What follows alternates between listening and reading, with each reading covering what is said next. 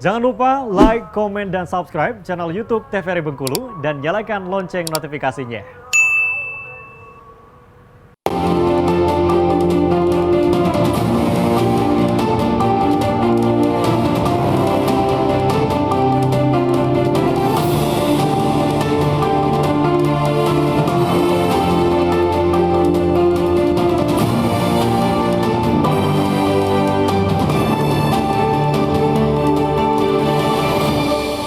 Terima kasih Anda masih bersama kami dalam acara Berendo dengan tema kita hari ini mengenai kesehatan mental prioritas global. Tadi sudah dijelaskan oleh Dr. Anastasia ya terkait dengan kesehatan jiwa ini meliputi dari fisik, mental, spiritual, dan juga sosial. Dari Dr. Jasmine ada yang mau ditambahkan dokter?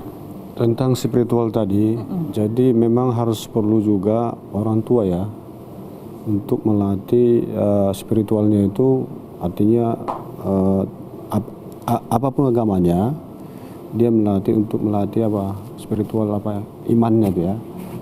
Kalau dia semakin matang semakin kuat dia akan tahu rasa putus asa itu dia bisa mengendalikan rasa bersyukur gitu.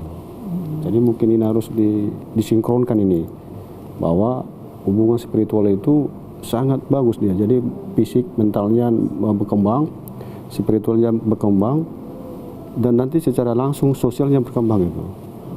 Jadi nantinya spiritualnya memang harus sejalan itu terus dia. Maka mulai dididiklah mulai bisa bicara sampai dia remaja menjelang umur 17 tahun. Kalau sudah dapat itu mudah-mudahan dia akan kuat menghadapi. Karena dunia ini kan banyak tantangan ya. Banyak godaan, tapi waktu dia merasa depresi atau under pressure, dia tuh merasakan bisa mengendalikan. Itu yang sangat penting juga tambahannya Mbak. Apapun agamanya ya, bagaimana cara orang mengendalikan diri mereka ketika dihadapkan dengan suatu masalah yang berat dan juga mana tahu yang baik dan juga buruknya saja. Sebenarnya kalau kita bahas terkait dengan ciri-ciri mental yang tidak sehat sendiri seperti apa sih Dokter Jasmine? Kalau secara kesehatan mentalnya itu misalnya ada mulai rasa cemas, merasa tidak butuh diri dia, merasa tidak merasa berguna saya nih, mulai cemas, mulai panik. Itu nanti bisa dilihat dari orang tua itu, yang semula seperti anaknya tetapi dia cemas.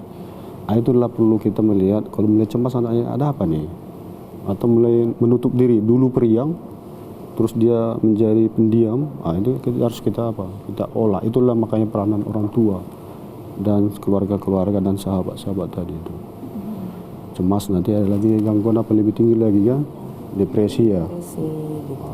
Mungkin dokter apa nambahin? Ya, kalau dokter Anastasia sendiri gimana nih? Apakah memang orang yang benar-benar tidak peduli atau mungkin tidak memiliki lagi rasa empati itu termasuk dalam gangguan kesehatan mental? Ya. Jadi kita harus bedakan antara masalah kesehatan jiwa dan gangguan gitu. Jadi setiap kita pasti bisa saja mengalami suatu masalah kesehatan jiwa ya. Misalnya siapa kita tidak pernah sedih Mbak gitu, atau tidak pernah marah, kecewa, emosi gitu ya, bahkan dendam dan lain sebagainya, atau stres-stres kehidupan. Setiap kita bisa mengalami itu. Nah, itulah yang dikatakan masalah-masalah kesehatan jiwa. Nah, sepanjang itu masih bisa kita kendalikan, tandanya bisa kita kendalikan apa? Dimana kita masih mampu melakukan aktivitas kita sehari-hari. Fungsi-fungsi utama kita masih kita lakukan. Ya, misalnya kita stres di pekerjaan, memang suntuk ya, tapi kita masih bisa, oh ya udah, hari ini saya akan bekerja lebih baik gitu. Tetap bisa masuk kerja, tetap bisa bersosialisasi dengan rekan kerja ya, tetap juga mengatur keluarga ya, seorang ibu rumah tangga misalnya. Nah, tetapi ketika fungsi-fungsi utama tadi dalam kehidupan seseorang itu menurun ya, nah misalnya pada orang anak muda misalnya, dia putus pacar, putus percintaan, nah sedih nih berminggu-minggu Mbak, nah sehingga terjadi penurunan fungsi, dia tidak mau lagi keluar rumah, dia tidak mau keluar kamar, bahkan di dalam kamar saja menyendiri, sedih gitu. Nah, ketika itu sudah terjadi berlarut, penurunan fungsi dalam kehidupan, maka itu sudah mulai mengarah kepada gangguan. gitu. Jadi ciri-cirinya adalah ketika seseorang tidak mampu lagi untuk berperan sebagaimana mestinya, ya, sebagaimana definisinya tadi, ya, berperan, berdampak, ya, melakukan fungsinya, ya, itu ketika sudah terjadi penurunan, itu mulai mengarah kepada gangguan gitu. Belum lagi misalnya dia memang tidak bisa mengendalikan lagi gitu, baik itu rasa cemas, baik itu rasa sedih, baik itu rasa marah, ya, tidak sanggup lagi dia kendalikan. Nah, itu sudah mulai mengarah kepada gangguan gitu. Ya, tidak bisa mengontrol seperti itu ya. Iya, artinya kalau masih bisa kita kendalikan, ya setiap kita bisa saja sih ya mengalami hal yang tidak menyenangkan gitu. Benar. Biasanya yang melatar belakangi seseorang itu menjadi ODGJ, ya, orang dalam gangguan jiwa, itu kalau di rumah sakit sendiri seperti apa sih? Biasanya latar belakangnya karena apa? Kalau dokter Jasmine sendiri? Kalau kita lihat kan itu memang prosesnya itu nggak sebentar ya, lama itu. Mulai misalnya ada pendapatan ekonomi bisa juga misalnya lingkungan rumah tangga, bisa juga dia broken home, bisa juga itu ekonomi. Di rata-rata aku tengok, saya lihat ya, faktor ekonomi ada pengaruh. Jadi bagi yang ekonomi agak di bawah itu lebih cenderung karena dia tadi nggak mampu. Dia kebutuhannya tinggi, tapi mensuplai untuk kebutuhan itu nggak sanggup. Nah, inilah mampu nggak dia menghadapi itu ketidaknyamanan tadi. Kalau dia mampu tadi bilang dokter apa tadi, maka dia rasa bersyukur. Oh, kok nggak dapat saya hari ini, ya besok. Masalah saya ini misalnya nggak bisa selesai besok. Artinya dia mempasrahkan diri kepada Tuhan.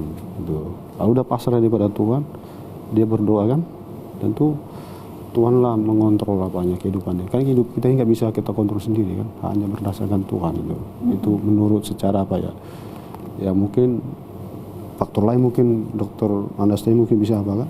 Iya, banyak faktor ya Mbak gitu. Kalau misalnya kita mau lihat bisa faktor primary support group, itu maksudnya adalah dukungan dari keluarga ya, hubungan relasi ya di dalam kekeluargaan. Entah itu suami istri, entah itu orang tua dan anak, atau sebaliknya orang tua anak dan orang tua ya, atau dengan saudara-saudara dekat kita gitu. Nah, itu hubungan interpersonal. Kemudian bisa jadi oleh karena faktor ekonomi seperti yang sudah dijelaskan Dr. Jasmine. Kemudian oleh karena faktor misalnya pekerjaan gitu ya. Misalnya pada saat Covid kemarin tiba-tiba di PHK nih, atau tiba-tiba bangkrut ya. Nah, itu sesuatu hal yang betul-betul mengguncang ya. Depresi seperti itu ya. Benar ya. Kemudian selain faktor pekerjaan, boleh oleh karena faktor kesehatan ya, mungkin didiagnosis penyakit yang berat, yang serius ya. Apalagi faktor masalah terkait hukum ya. Misalnya mungkin dia tertangkap oleh karena apa ya. Kemudian masalah-masalah kehidupan ini semua bisa mempengaruhi kesehatan mental kita. Tergantung bagaimana cara kita mengontrolnya. Iya. Artinya kesehatan mental itu tidak semata-mata langsung berubah seperti itu ya, secara bertahap. Ya, proses Mbak, proses yang agak mulai sebenarnya cukup panjang proses itu. Mbak, tapi gejalanya bisa dideteksi dari dini. Ya, bisa dideteksi dini gejala itu. Nah, sekarang tuh kan banyak juga kasus-kasus soal perundungan ya yang lagi viral di media sosial. Itu juga bisa mempengaruhi kesehatan mental, Dr. Jasmine? Sangat. Jadi contoh misalnya kan sekarang kan siapa yang kuat di sekolah kan ada apa namanya itu preman-preman lah. Superior ya. Superior dia kan. Superior itu. Dia merasa punya fisik supresor ke yang lemah, yang dia misalnya, atau dia merasa kurang mampu, atau dia harus disupport, ditekanlah dia. Ini kalau nggak diketahui orang tua ini bahaya.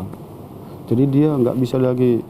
Makanya perlu itu keterbukaan anak dengan orang tua, sehingga setiap saat perkembangan anak kita lihat, maka perlu orang tua melihat ini perkembangan ini dulunya periang, kok bisa ini diam, itulah perilaku berarti. Iya, bisa di sekolah, bisa di lingkungan kita.